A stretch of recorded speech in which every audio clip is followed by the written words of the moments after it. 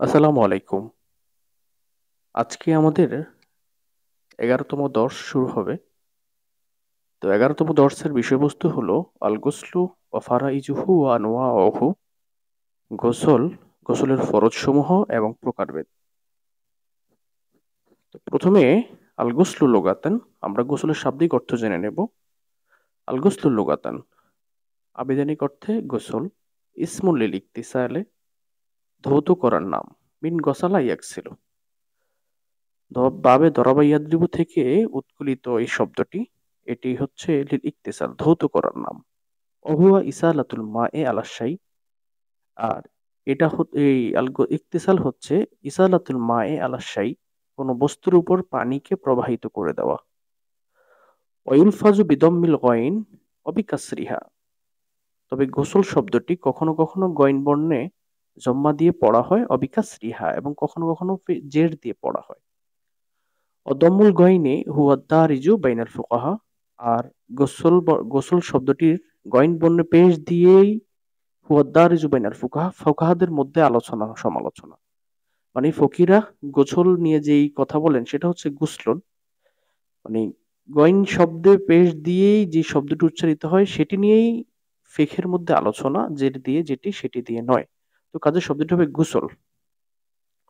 Office শরিয়াতে, আর শরিয়াত দৃষ্টিকোণ থেকে গোসল বলা হয় হুয়া জারিয়ানুল মাই আলাল বাদানে বিহাইসু ইয়াস্তাওয়িবুহু জামিআহু। হুয়া জারিয়ানুল মা, সেটা হচ্ছে পানিকে প্রবাহিত করা, আলাল বাদান সমস্ত শরীরে, বিহাইসু এমন ভাবে ছড়াইয়া দিবে পানি, ইয়াস্তাওয়িবুহু জামিআহু যাতে করে পানি সমস্ত শরীরকে ডেকে নেয়।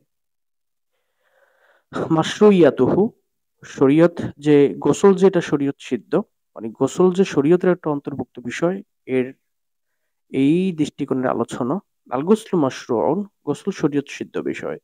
সাওয়াউন কানা লিন নাজাফা, সাই গোসলটি গোসল করুক পরিচ্ছন্নতার জন্য, আউলি রফিল হাদাসে অথবা অপবিত্রতা দূর করার জন্য, ও সাওয়াউন কানা শর্তান লি ইবাদাতে আমলা, চাই গোসলটি ইবাদতের জন্য সার্থক অথবা না হোক, সর্বাবস্থায় গোসল কিন্তু শরীয়ত সিদ্ধ হতে পারে। অদাল্লা আলা মাশরুইয়াতিহি, আর গোসল যে এটা শরীয়ত সম্মত বিষয় এর উপর দালালত করে আল কিতাবু ওয়াস সুন্নাহ, কোরআন এবং হাদিসের দলিল আদিল্লাহ। আম্মাল কিতাব, প্রথমত কালামুল্লাহ শরীফের দলিল হচ্ছে আয়াতুন, অসংখ্য আয়াত। মিনহা, সেখান থেকে একটি আয়াত হলো কওলুহু তাআলা, আল্লাহ রাব্বুল আলামিনের বাণী, ইন্নাল্লাহা ইউহিব্বুত তাওয়াবিনা ওয়া ইউহিব্বুল মুতাতাহহিরিন। আল্লাহ রাব্বুল আলামিন তাওয়াবিনদেরকে ভালোবাসেন এবং পবিত্রতা অর্জনকারীদেরকে ভালোবাসেন। আল বাকারা 222 নং আয়াত। আয়, এই আয়াতের ব্যাখ্যা হচ্ছে আল মুনাজ্জিহিনা আনিল আহদাসি ওয়াল আকদারিল মাদিয়াতি ওয়াল মানবিয়্যা, অর্থাৎ আল্লাহ রাব্বুল আলামিন তাওয়াবিনদেরকে ভালোবাসেন এবং পবিত্রতা অর্জনকারীদের ভালোবাসেন। পবিত্রতা অর্জন বলতে আল মুতানাজ্জিহিনা আনিল আহদাস, হদস থেকে পবিত্রতা অর্জনকারী, ওয়াল আকজারিল মাদিয়াতে, বস্তুগত ময়লা, ওয়াল মানবিয়্যা, এবং অভ্যন্তরীণ ময়লা থেকে পবিত্রতা অর্জনকারী প্রত্যেককে আল্লাহ রাব্বুল আলামিন ভালোবাসেন। ও আম্মা সুন্নাহ, আর সুন্নত নববীর দলিল হচ্ছে, অর্থাৎ হাদিসের দলিল হচ্ছে বা আহাদিসুন, এক্ষেত্রে অসংখ্য হাদিস রয়েছে। মিনহা, সেখান থেকে একটি হলো মা রাওয়াহুল বুখারীয়ু, যে হাদিস ইমাম বুখারী রাহমাতুল্লাহ আলাইহি বর্ণনা করেছেন। আন আবি হুরায়রা রাদিয়াল্লাহু তাআলা আনহু ক্বাল, ক্বালা রাসূলুল্লাহি সাল্লাল্লাহু আলাইহি ওয়াসাল্লাম, হক্কুন আলা কুল্লি মুসলিমিন আন ইয়াগতাসিলা ফি কুল্লি সাবআতি আইয়ামিন ইয়াওমান। হক্কুন, এখানে হক্কুন শব্দের অর্থ ওয়াজিব। তাহলে হক্কুন আলা কুল্লি মুসলিম, প্রত্যেক মুসলমানের উপর ওয়াজিব হলো আইয়াক তাসিলা, কমপক্ষে সে গোসল করে নেবে, ফি কুল্লি সাবআতি আইয়ামিন, প্রত্যেকটা 7 দিনে, ইয়াওমান, একবার। অর্থাৎ প্রত্যেক মুসলমানের উপর আবশ্যক হচ্ছে 7 দিনে অন্তত একবার গোসল করে নেবে। ইয়াকসিলু ফিহি রাসাহু ওয়া জাসাদাহু, এবং এই গোসলের মধ্যে সে বিশেষ করে তার মাথা এবং সমস্ত শরীর ধৌত করবে। তো আসলে এই হাদিসের একটা ব্যাখ্যা আছে। যেমন আপনার হচ্ছে তৎকালীন আরবে তো পানির সংকট ছিল, তো সবাই তখন গোসল করত না। এতে দেখা যায় জুমার দিন অনেক মানুষ একত্রিত হইতো, যার কারণে একটা দুর্গন্ধ তৈরি হতো। তখন আল্লাহ হাবিব সাল্লাল্লাহু আলাইহি সাল্লাম এই জন্য জুমার দিন গোসল করা মুস্তাহাব করেছেন, এবং তিনি বলেছেন যে প্রতি সপ্তাহে অন্ততপক্ষে একবার যাতে গোসল করে এবং একটু আতর গোলাপ মেখে আসে। তো যাই হোক, তাহলে আমরা গোসল যে এটা শরীয়ত সিদ্ধ বিষয়, সেক্ষেত্রে আমরা কোরআনের একটি আয়াত এবং একটি হাদিস আমরা পেলাম। তো তারপরে আমাদের আজকের যেই আলোচ্য বিষয়, সেখানে একটা বিষয় ছিল ইয়াফতারিজু ফিল গুসলি সালাসাতা উমুরিন। ইয়াফতারিজু ফিল গুসলি সালাসাতা উমুরিন, গোসলের মধ্যে তিনটি বিষয় হচ্ছে ফরজ। এক নম্বর আল মাজমাজাতুহু, গড়গড়া করা, অর্থাৎ পানি গলার দেশে দিয়ে করে একটা আওয়াজ করে দেওয়া। অল ইস্তিনশাকু, ইস্তিনশাক মানে হচ্ছে আপনার নাকে পানি দেওয়া, নাকে পানি দিতে হবে। ৩ নম্বর হচ্ছে ইসালুল মাই ইলা জামিইল বাদানে বিহাইসু লা ইয়াবকা ফিল বাদানে মাকানুন ইয়াবিসুন। ইসালুল মায়ে, পানি পৌঁছিয়ে দেওয়া, ইলা জামিইল বাদানে, সমস্ত শরীরে, বিহাইসু, এমন ভাবে পৌঁছাবে, লা ইয়াবকা ফিল বাদানে, শরীরে অবশিষ্ট থাকবে না, মাকানুন ইয়াবিসুন, কোন শুকনো স্থান। অর্থাৎ আপনার গোসলের ফরজ তিনটি: এক, গড়গড়া করা; দুই, নাকে পানি দেওয়া; তিন, সমস্ত শরীর ভালোভাবে ধৌত করা, যাতে কোনো শুকনা স্থান অবশিষ্ট না থাকে। এটা হচ্ছে কি গোসলের ফরজ। সুনানুল গসলে। তো এবার আমরা গোসলের সুন্নত গুলো পড়তেছি। গোসলের সুন্নত হচ্ছে তাসুন্নুল উমুরুল আতিয়াতু ফিল ইকতিসাল। গোসলের নিম্নোক্ত বিষয়গুলো কি সুন্নাহ, মানে গোসল করতে হলে এই সুন্নত গুলো পালন করা দরকার। পায়াম্বাগিলিল মুক্তাসিলে, অতএব কোন গোসলের ইচ্ছাকারী ব্যক্তির জন্য উচিত হচ্ছে মুরাআতুহা, এগুলোর ব্যাপারে সতর্ক দৃষ্টি রাখা, লিয়াকুনাল ইকতিসালু আলা ওয়াজহিন আকমাল, যাতে করে তার গোসলটা পরিপূর্ণ পদ্ধতিতে হয়। এক নম্বর, আইয়াতিয়া বিল বাসমালাতে কবলা শুরুই ফিল ইকতিসাল। প্রথমত সে আইয়াতিয়া বিল বাসমালাহ, বিসমিল্লাহির রহমান রহিম পড়বে, কবলা শুরুই ফিল ইকতিসাল, গোসল করার শুরু করার পূর্বে। ২ নম্বর, আইয়ানুভিয়া আন্নাহু ইয়াক্তাসিলা লিতাহসিলিত তাহারাহ। আইয়ানুভিয়া, সে নিয়ত করবে, আন্নাহু ইয়াক্তাসিলু, যে সে গোসল করতেছে, লিতাহসিলিত তাহারাহ, পবিত্রতা অর্জন করার জন্য। ৩ নাম্বার হচ্ছে আইয়াগসিলাল ইয়াদাইনে ফির ইলার রুসগাইন, তার উভয় হাত ধৌত করবে কবজি পর্যন্ত। আউয়ালান, প্রথমত, মিসলামা ইয়াফালু ফিল উজু, গোসলে সে তার উভয় হাতের কবজি পর্যন্ত ধোবে। মিসলামা ইয়াফালু ফিল উজু, অজুতে সে যেভাবে কবজি পর্যন্ত হাত ধোয়। ৪ নম্বর, আইয়াকসিলা নাজাসাতা কবলাল ইকতিসাল, সে আইয়াকসিলা নাজাসা, এখন তার শরীরে কোথাও কোনো স্থানে যদি পেশাব লাগে বা আপনার হচ্ছে তার বীর্য লাগে অথবা অন্য কোনো ময়লা লাগে, সেটা সে আগে ধৌত করবে কবলাল ইকতিসালে, গোসল করার পূর্বে। ইযা কানাত আলা বাদানিহি, যদি সেই ময়লাটা, সেই অপবিত্রতা তার শরীরে লেগে থাকে, আও আলা থাওবিহি, অথবা তার কাপড়ে লেগে থাকে। ৫ নম্বর হচ্ছে আইয়াতাওয়াজ্জা কবলাল ইকতিসাল, গোসল করার পূর্বে সে ওযু করে নেবে।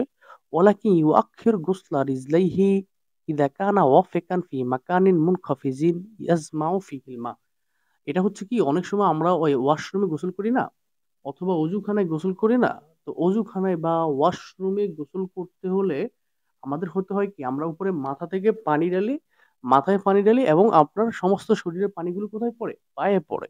তো সেক্ষেত্রে আমরা যদি কি করি, আগে পা ধৌত করে নিই, তখন আমাদের কি হবে, আগে পা ধৌত করে নিলে আমাদের কি হবে, যে আমাদের শরীরের ময়লাগুলো পায়ে লাগতেছে, পা তো না পায়ে থাকতেছে। তো এই জন্য বলতেছে আইয়াতাওয়াজ্জা কবলা লিকতিসালে, সে গোসল করার পূর্বে অজু করে নেবে। কিন্তু অজুতে যে পা ধুইতে হয়, ওয়ালাকিন ইউআখিরু গুসলা রিজলাইহি, কিন্তু তার পা ধৌত করার বিষয়টা সে পরে নিয়ে আসবে। ইযা কানা ওয়াকিফান ফি মাকানিন, যদি সে দাঁড়িয়ে থাকে এমন স্থানে, মুনখাফিজিন, কোনো সংক্ষিপ্ত স্থানে, ছোট স্থানে, ইয়াস্তামিউ ফিহিল, নিচু স্থানে, ইয়াস্তামিউ ফিহিল মা, যে স্থানে পানি কি হয়, একত্রিত হয়। ৬ নম্বর, আইয়াসুব্বাল মাউ আলা জামিই বাদানিহি সালাসা মাররাতিন। আইয়াসুব্বাল মা, যে সমস্ত শরীরে পানি ঢালবে, আলা জামিই বাদানিহি, তার সমস্ত শরীরে, সালাসা মাররাতিন, কয়বার, ৩ বার। ৭ নম্বর, আইয়াসুব্বাল মা আউয়ালান আলা রাস, প্রথমত সে মাথায় পানি দেবে, সুম্মা আলা মানকাবিহিল আইমানে, অথবা সে তার ডান কাঁধে পানি দেবে, সুম্মা আলা মানকিবিহিল আইসারে, অথবা তার কি করবে, বাম কাঁধে পানি দেবে। আইয়াদুকা জাসাদাহু, এবং তার সমস্ত শরীর ঘষা মাজা করবে। ৮ নম্বর এটা। ৯ নম্বর হচ্ছে আইয়াকসিলাল বাদানা মুতাওয়ালিয়ান, সে ধারাবাহিকভাবে অঙ্গগুলো ধৌত করবে, শরীর ধৌত করবে। বিহাইসু, এমন ভাবে ধৌত করবে, লা ইয়াজিফুল উদউল আউয়ালু, যাতে করে প্রথম যে অঙ্গটা ধুয়েছে সেই অঙ্গটা যাতে শুকিয়ে না যায়, কবলা গোসলিল আদুইল আখার, পরের অঙ্গ ধৌত করার পূর্বে। অর্থাৎ সে যখন প্রথম অঙ্গ ধৌত করেছে এবং সে তার পরের অঙ্গটা ধৌত করবে প্রথম অঙ্গ শুকিয়ে যাওয়ার আগেই। ইযা দাখালা ফিল মাইল জারি, এখন এটা হচ্ছে তো যদি ওয়াশরুম বা আপনার হচ্ছে কি হাউস থেকে পানি টেনে টেনে গোসল করে, এগুলো সেই ব্যাপারে।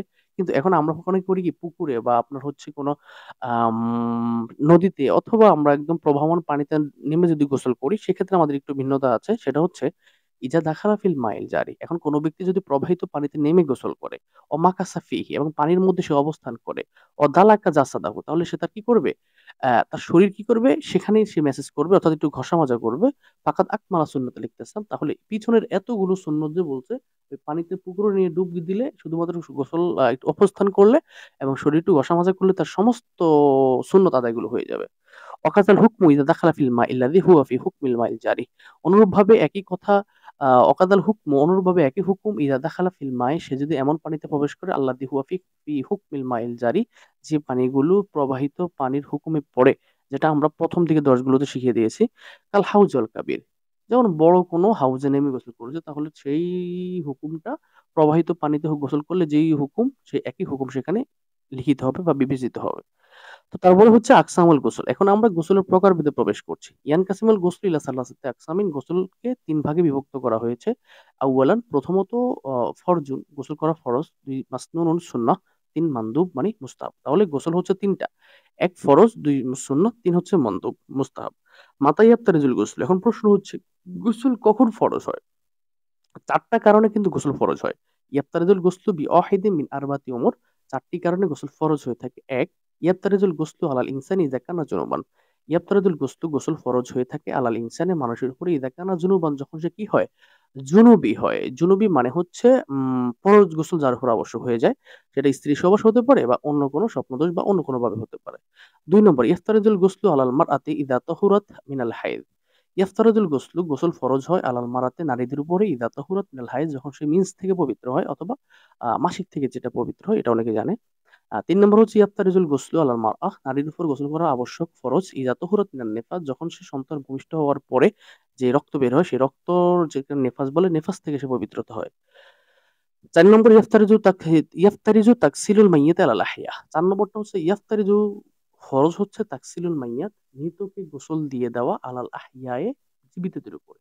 অর্থাৎ জীবিত মানুষরা মৃতদেরকে গোসল করে দিবে, এটা কি ফরজ।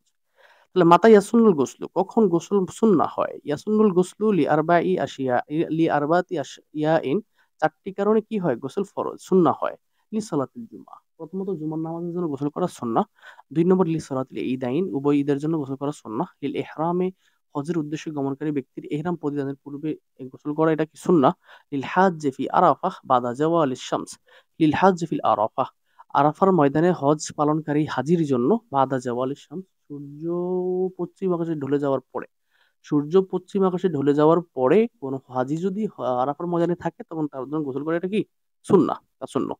মাতা ইয়াস্তাহিব্বুল গোসলু, কখন গোসল করা মুস্তাহাব? ইয়াস্তাহিব্বুল গোসলু ফিস সুওয়ারিল আতিয়াহ, নিম্নোক্ত সূরতগুলোতে গোসল করা মুস্তাহাব। এক নাম্বার ফি লাইলাতিন নিসফি মিন শাবান, যেটাকে আমরা শবে বরাত বলি, অর্থাৎ শাবান মাসের অর্ধেক, 14 দিনের দিবাগত রাত্রে, মানে শবে বরাতে, ফি লাইলাতুল কদরে, সেটা 27শে রমজানে অথবা আপনার 25শে রমজান অথবা 23শে রমজান বা 21শে রমজান, কদরের রাত্রে, সালাতুল কুসুফ ওয়াল খুসুফ, কুসুফ এবং খুসুফ, ভূমিধস এবং কি ভূমিকম্প, এর কারণে যদি কি হয়, এর কারণে নামাজ পড়া, সেই নামাজ পড়ার জন্য গোসল করা মুস্তাহাব।